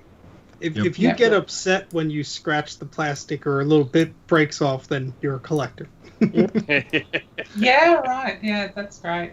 Hey, can I put in an honorable mention for the 68K challenge? Sure. I don't know if any of you guys have seen this video, because I don't know what kind of music you guys listen to, but the band 21 Pilots made a lyric video. Now this was back in early 2020, but they made the entire video using Mac SEs and SE30s. Oh, cool! Really? Did they? I put a link to the video in the chat, so everybody can look at. I mean, I happen to like their music, but if you guys don't even like their music, the video is cool, and it actually shows them at the very end of the video making the video on the computers. So. Yeah, I'll have to. It just goes to show that even in 2020, there is still some value to having these old compact Macs. So, Can I just watch this now and we'll come back to the show later? Yeah, we'll see you in 5 minutes. Yeah, I actually follow the guy, Pinot, I believe is how you... It's Pinot. That's the guy's name who did the animations. And he did it on a Mac SE and an SE30. I follow him on Twitter, and he is like an amazing person with the mind set to like filmmaking and animation and stuff. And if you just like look on his Twitter, he has like all sorts of crazy like... He has a Radius external SCSI like video output thing for like a PowerBook. He has SCSI capture cards and stuff. Is this the same guy that did This Is America? Yes, same exact guy. Okay. Yeah. So he has a lot of skills. Madeleine. Don't show that. I know. Madeleine, he's going to make it to Australia and take it from you. I'll trade you. They are as rare as dinosaur teeth, I'll tell you. I can imagine. Yeah. All right, guys. So we're ready to move on here because we're getting close to our time limit here. So we're actually pretty much good on time. Limit? There's no time limit. We try to keep it at that time, but hey. So the next one is what were they smoking? We haven't done this in a long time, but this one deserves a what were they smoking segment. Yeah. And I agree with this one. And I got it set up. Huh? Oh. I want to see. All right. So this one is a Whopper. It's basically a Coke can, an empty Coke can. And I think Sean put this one on Discord. What? It's an empty Coke can. It's kind of neat, though, but it's not that neat. Yeah. It's not $675 neat. If you move the decimal point, I'll pay $675 for it. Is that actually authentic? Like, do they do that? That's I've really never neat. seen that before. Why does it say, if you look at the third picture over, it says, you look at it looks like somebody wrote on there number 10 cola. Oh, are you switching the picture? Because I see I can't Steve holding an iMac. I can't switch it on there because of the way I have it set up on the stream. Yeah. No, I think that's actually printed onto the can. I don't know, but it looks like it's written on there. It's not It's typed. probably the 10th design they decided to go with. Yeah, Apple did a lot of these things for it was either like a reseller event or it was like a manufacturing like goodie. Yeah. This may not have been like a Macworld or something, but it could have been just like a little internal thing they did. Trade show. Hey, it's interesting, like but that. Because you look at the image it's not quality. That interesting, though. But it's not. The image quality is pretty poor. Yeah, it's and not a also printing on a 600. can is probably not the best either. Well, I don't think it's a $675 interesting. No, if you get this, you're a hoarder. Yeah. No, you're a garbage let's look collector at if the you get clues this. Let's look at the details here. The image quality is pretty bad. You can tell that it was probably printed on some sort of an inkjet. The font is just Times. It's not Apple Garriman. So my guess is that this was at some sort of a trade show or as a promotional item for printing on pop cans or something like that. One of the labeling. black Apple's logos is smeared on the bottom. And I know I'm an ass for thinking this, but I hope someone is stupid enough to buy it, and I hope that the seller is stupid enough to flatten the can, put it in an envelope, and send it out. I think this was likely a demo or something because it says distributor information here, name, street, Right. town. So Right. either you put a sticker over there or you had these printed for like your sales promotion. Probably. Now- Right. Now- you had a for computer trade show. store, you Yeah. printed out a bunch of these sodas and you gave them out. Now he's actually showing a picture of an iMac G3 and a Power Mac G3. So does that come with it? No, I hate these people who on eBay they don't tell you what the item is, but they give you a copy and paste from Wikipedia about like Apple at the time. It's like I don't care. Tell me about the specific item you have. in your house. Yeah. Totally. Yeah. Yeah. Yeah, don't tell me what you copy and pasted from low-end Mac and you have no idea what the condition of the machine is. No, and nobody cares. But I mean, extremely rare Apple computer. I mean, I will Promotional agree. cola It is can. rare because I've never seen it before. Yeah. But it's not $675 rare. So It's not that rare, no. So again, what I think, like Jay says on the thing here, what was he smoking or maybe drinking? I think he was drinking some serious Everclear. I think he was drinking Everclear. Absinthe. I think I just found another one you guys might want to look at. Oh, boy. Here. Oh, I think they were drinking whatever that label's made out of. Maybe just like Coke, the but not Lisa the Coke shot. from the can. Of course, it's too long to cut and paste. Oh, paste it in our chat. Yeah. Oh dear God, This is fucking. All Sorry. right, yeah. Now we're getting demonetized. This is really ridiculous. We're far enough in that. Yeah. You just can't have swearing in the first few minutes. No one watches this far in anyway. This is actually popping up in the bottom of that listing. Apple computer used by Steve Jobs for keynote demo. Now, how do they know that? What? Yeah. Yeah, how do they know that? $3,500. Because I have And one the same let's see them age. prove it. That won't paste into. It's too it'll long. paste. Oh no, it doesn't. Yeah, it's like 226 characters too long. I'll do it. No, it's already in there. Oh, there we go. Well, It there's just a needs a serial bit number on the weird, back, something Jay. like Let's decode this. There you go. There's a short. What is it? Short Rare keynote demo. Oh, okay. Where's the photo of him using it? Yeah. Yeah. I want a photo of him using it with the serial number visible so you can match it up. Yeah. Great, rare working condition. Always maintained by Apple and demo support crew. The, So I the sent you label, guys the the serial label number. on the back of it is from a revision B, a second revision. It's not an early one. Well, he No. could have. I mean, I don't know if he specifies when this demo took place, but I don't know if it was. This is freaking his grandma's computer. It or says something. at I'm gonna get money launch. for it. Yeah, at whose launch? This is a total Yeah, scam. this is a revision Yeah, this is a B. G3 from May 1999. Well, Yeah. if you Mhm. read it, it's kind of vague if that's what he actually.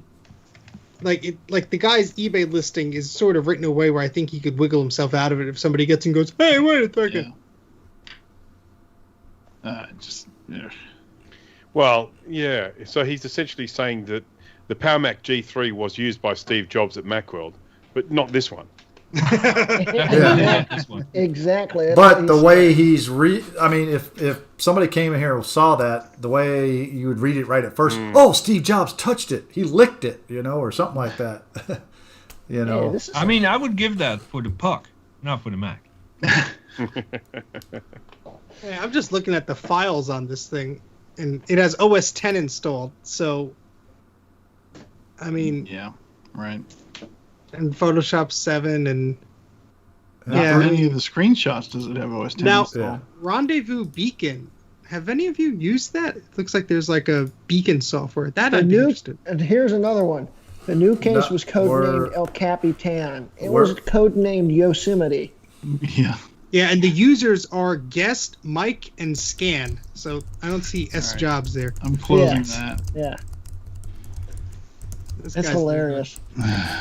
Well, it's, if this is too rich for your blood, $146 for 24 months. It's yours.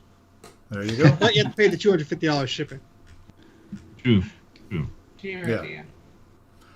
All right, guys. So we got anything else tonight before we call Yes. it? Yes, I do. Go for it, Jay. Last time we had Madeleine on, I had a question I wanted to ask her, and I forgot. All right. We're going to put And that that's as all Bruce's shameless. So, the question I had, and I forgot the way I worded it at the time, but it basically comes down to, I've heard stories, from my wife and other people, when they show up at a car garage, they get treated like an idiot just because they're a woman. And I was wondering, how is it being a female collector? Do you get treated like an idiot when you show up at someone's house and say, hey, dude, this is not the G3 that Steve Jobs had or something, and people say, what do you know? Stuff like that. Or can you use it to your advantage sometimes? I've never really used it to my advantage because I really don't know how. I suppose if I had have thought about it long enough, maybe I could come up with a way to, say, I have kind of, played it dumb a bit with some people when they're selling something to, I guess to see what they know about the item or whatever. But no, I don't think I've used it to my advantage. But most people do assume that I'm a moron, or most men do assume that I'm a moron, and particularly I notice in any of the, in some of the groups, I might answer a question about a particular piece of hardware or a particular operating system or something, and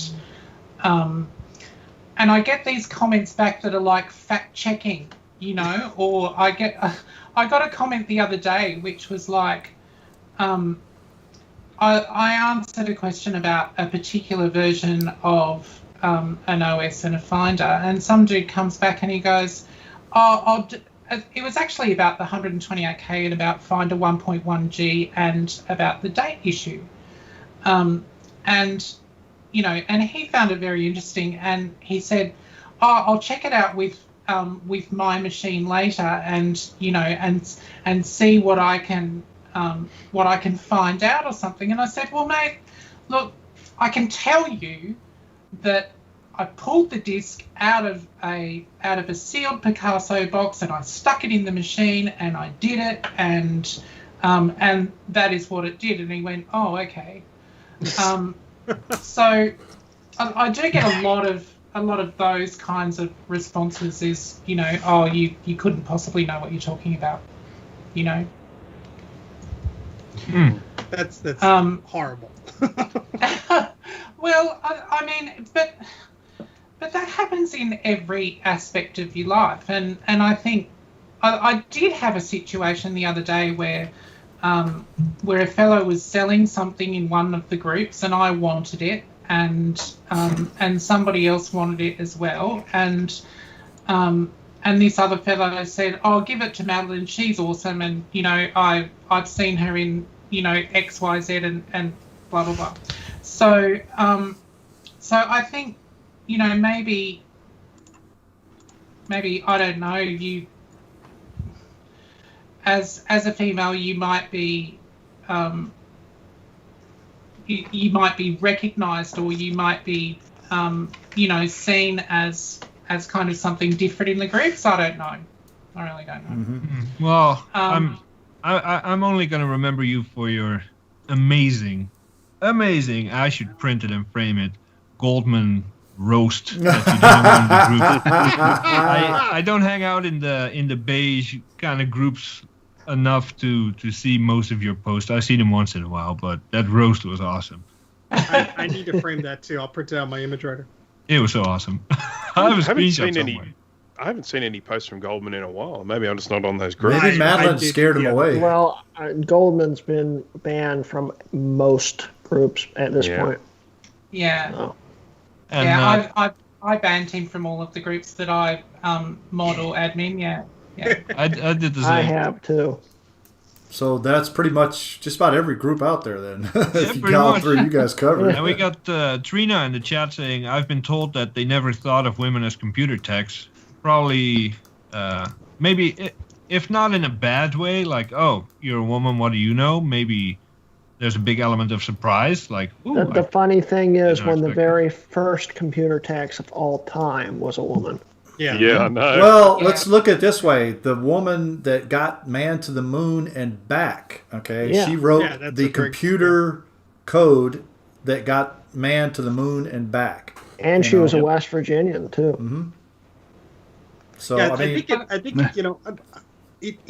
it really irks me when I see that stuff, too, because it's like you judge somebody by the text on the social media and the person's, icon or whatever. And it's like the type of people that respond and say something like, "Oh, are you sure about that?" or "Oh, you don't know what you're talking about." Like, it happens to all of us, but like I could see it happening like an experimental like more to you, and it's just like annoying. It's like I can't even imagine how it must irk you sometimes. Honestly, it doesn't anymore. It kind of washes off my back, and I think it was incredibly worse. Can you imagine me as a 17-year-old girl working? I was working in an abattoir and programming for them, and I was working for another software company and programming for them, and writing leasing software for my father's businesses. And I'd walk into any of those 3 clients that I had at that time, and the first maybe 5, 6, 7, 10 times that I'd walk into that business, I would be treated like I was a complete moron, or I'd have dudes asking me to get them cups of coffee. And I mean, that was in the 80s. That was in 1984, 1985. It was a lot worse then, and you'd walk past guys' desks and they'd slap you on the bum, and they'd ask you for all kinds of things, and I used to say to them, mate, the thing is, I probably earn 3 times the money that you do. So do you think it's an efficient use of my time for our employer for me to be making you a effing cup of coffee and a piece of toast or something, I used to lay into them. I'd absolutely lay into them. Awesome. And if they patted me on the bum when I walked past their desk, I'd give them a backhander across the face. The good old pimp slap. Yeah, not hard and not nastily, but I just let them know that I'm sorry, but that's not cool. Yeah. But it was a very different time, and so what happens in 2021 hasn't even got a show on what used to happen in those olden days. That was Dana's cue, but he's zoning out. No, I was just looking what Kate was saying in the live chat about Goldman follows her on Instagram now. Yeah. Well, that's probably the only thing he can follow now because he's got banned from everything. How many lowball offers has he sent you for that new LC 580 or whatever it was that she just rebuilt?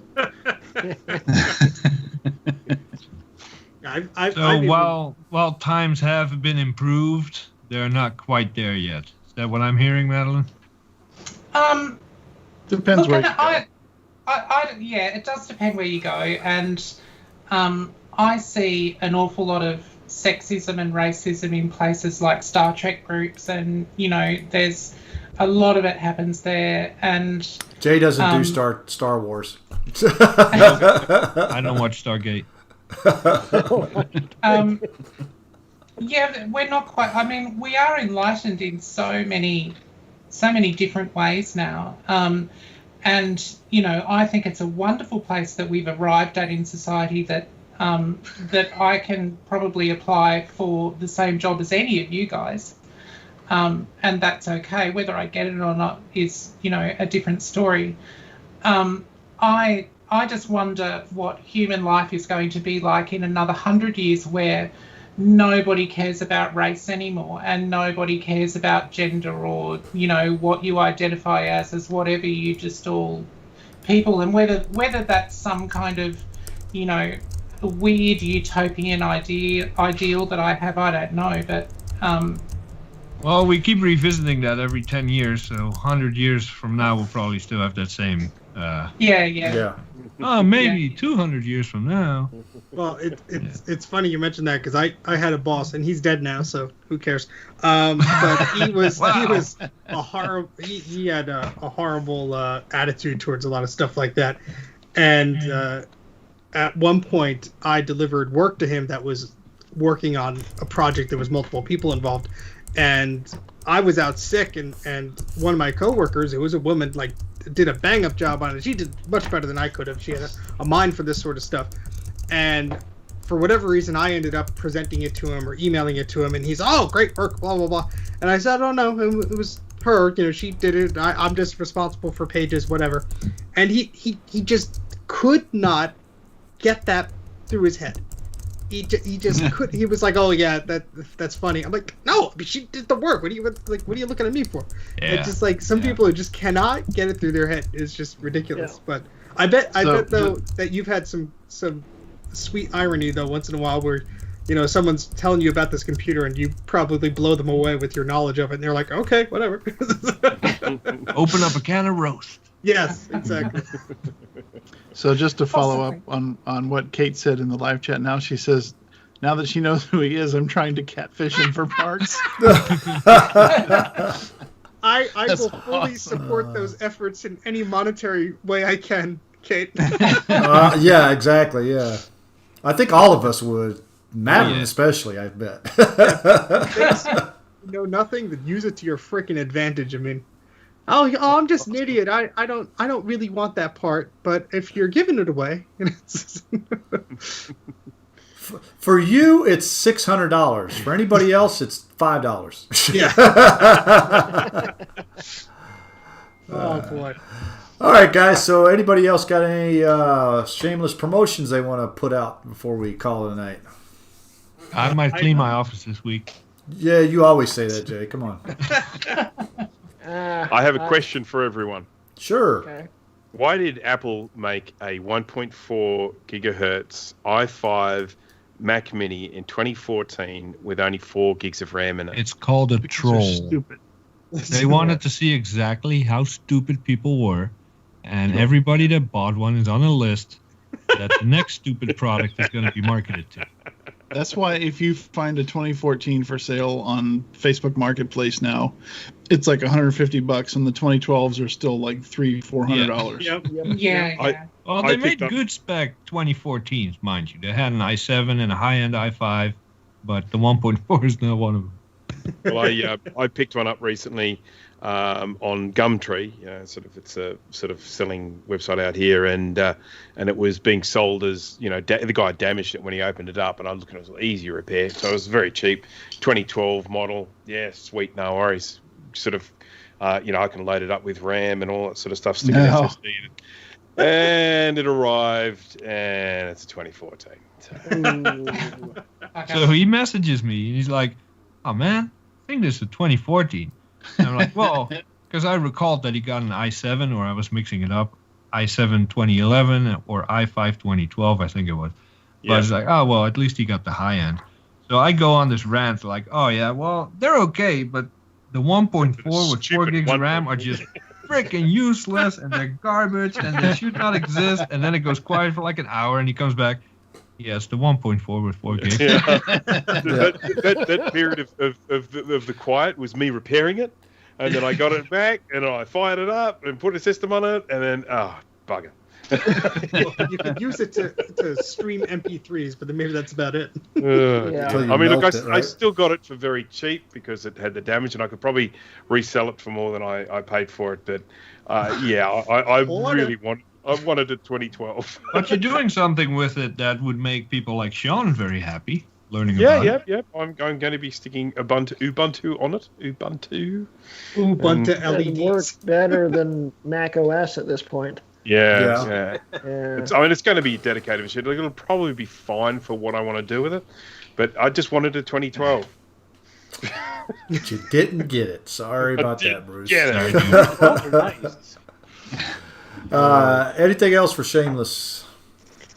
Sean says, Sean, go away. Go away. Just go away. I'll be releasing a video at some point about a electronic air compressor duster type thingy. What about your part 2 to your clones video? Yeah, that's going to be like next year. I don't know. I was going to say that's another 2 years. 3 years it almost killed me getting that out when I got it. So we'll see what happens. Yeah, especially when Final Cut Pro is being a pain in the butt. Oh, don't get me started.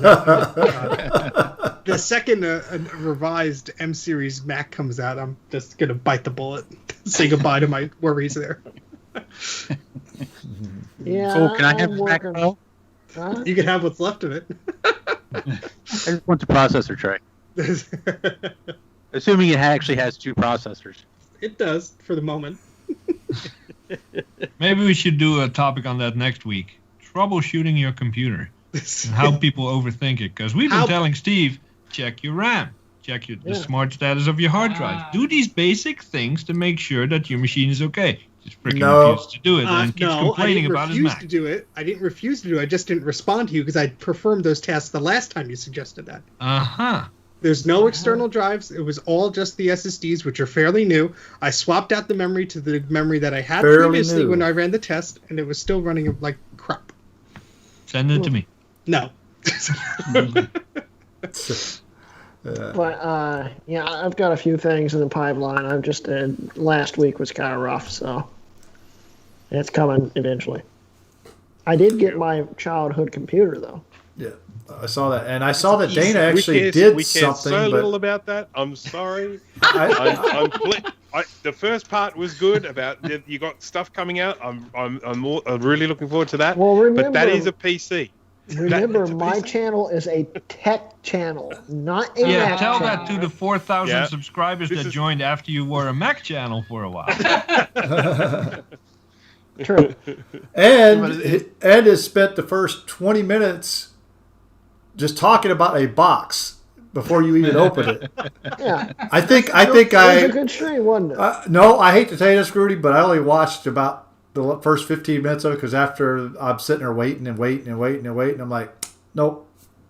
I'm sorry, but PC or Mac obviously won't be setting any alarm clocks or reminders for PC stuff, but it's good to see you back in action. Yes, it is. It is. Yeah. Yep. And Dana did stuff. Dana did stuff, but he just did a time lapse of a fire burning, so it's stuff. It counts. That was a Final Cut Pro learning process. So yeah. That was good though. And the intro was awesome. Yes. You like that? Good. Oh yeah. Yeah, I had picked that music out a long time ago, and I was like, I want to do something with this, but I don't know how. And then thank God that like people create, video effects and transitions that you don't have to try and figure out how to do it yourself. It's just like a package, and you drop it on top of this clip, and you're like, yeah, it goes to the music now. That's too easy. Yep, I hear you. Yep. We got some questions. Mike, will you be streaming this weekend? Yes, on Sunday. All right. And a question earlier, while you were talking, Madeleine, is did you make any video of your challenge activities? Yeah, I didn't.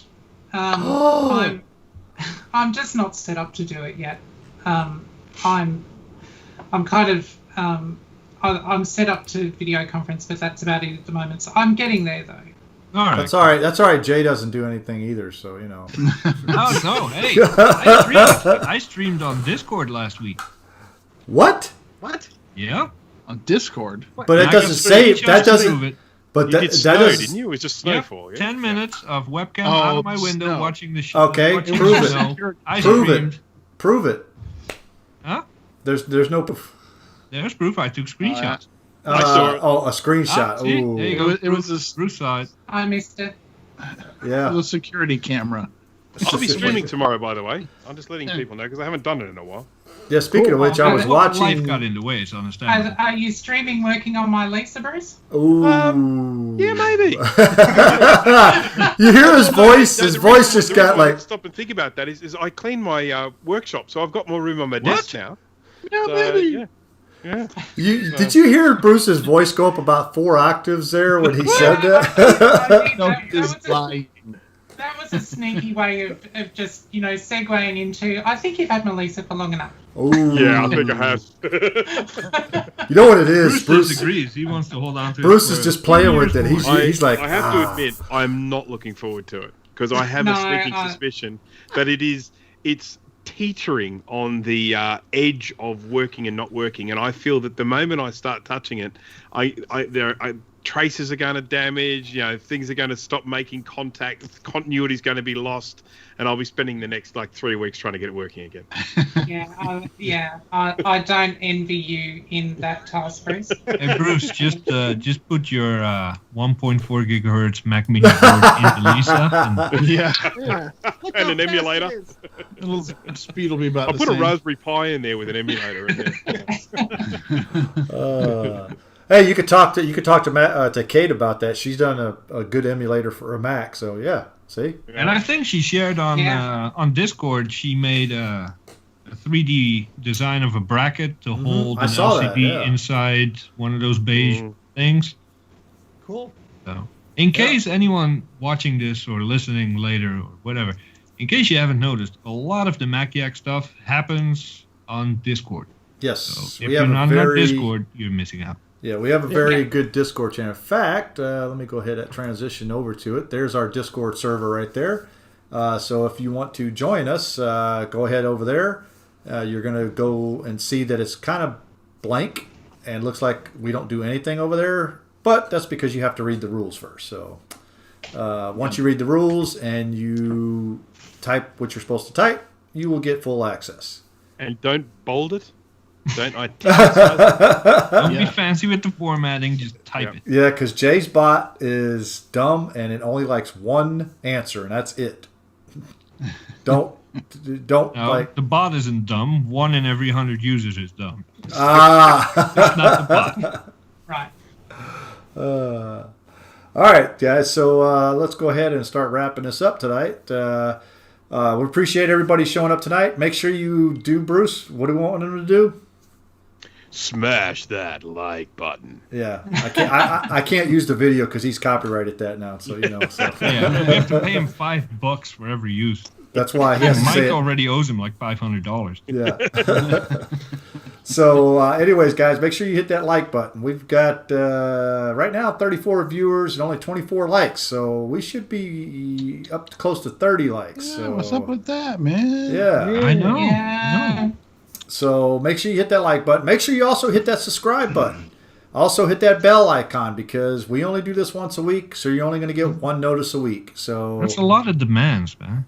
It's demands, but we demand that you subscribe. Yeah. And Kate, let us know if you do catfish any of those parts from Goldman, because then I we'll would love elevate to you know. too. Yes. We want to see that. Madeleine, thank you for joining us once again. Yes, thank Thank you, you and for you're having me always this week. It's and been you're wonderful. always welcome back. I mean, we have a fun time talking to you. You have some very interesting stories there, so we appreciate that. Thanks, guys. I really appreciate it. And on the story that she covered today, again, keep an eye on Discord. I'll post the links there, but I'll be putting all that stuff up on the website tomorrow. Did your Mac go to sleep there, Madeleine, or did it?